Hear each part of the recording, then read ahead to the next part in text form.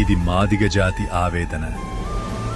భారతదేశానికి స్వాతంత్రం వచ్చి 7.5 దశాబ్దాలైనా ఎర్రకోటపై మువ్వన్నెల జెండా రెపరెపలాడిన కాని మాదిగల రాత మారలేదు.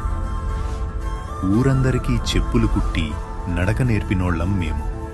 కాని మా కాళ్ల కింద మాత్రం భూమి లేకుండా చేశారు.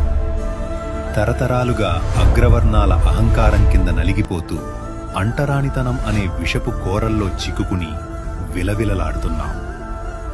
ఈ దేశానికి దిశానిర్దేశం చేసిన మహనీయుడు రాజ్యాంగ నిర్మాత డాక్టర్ బాబాసాహెబ్ అంబేద్కర్కే ఆనాడు అవమానాలు తప్పలేదు. అడుగడుగునా వివక్షను ఎదుర్కొని మాకు హక్కులు కల్పించిన ఆ మహానుభావుడి సాక్షిగా నేటికీ మా పల్లెల్లో పరిస్థితులు మారలేదు. భూమి కోసం అడిగితే దాడులు, ఉద్యోగం అడిగితే ఎటకారం.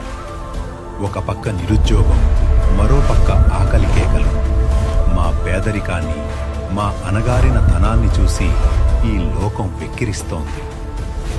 మాదిగవాడు అంటే బానిస కాదు, ఈ మట్టిని నమ్ముకున్న బిడ్డ అని మర్చిపోతోంది. ఇంకెన్నాళ్ళు ఈ బానిస బతుకులు, ఇంకెన్నాళ్ళు ఈ వెక్కిరింతలు? మన కన్నీటిని చూసి కరిగే గుండెలు లేవిక్కడ. అందుకే మా కన్నీటినే ఆయుధంగా మలుచుకోవాలి. అణిచివేత ఎక్కడుంటే అక్కడ తిరుగుబాటు పుడుతుంది. మాదిగ జాతి గుండె ఘోషను వినిపించడానికి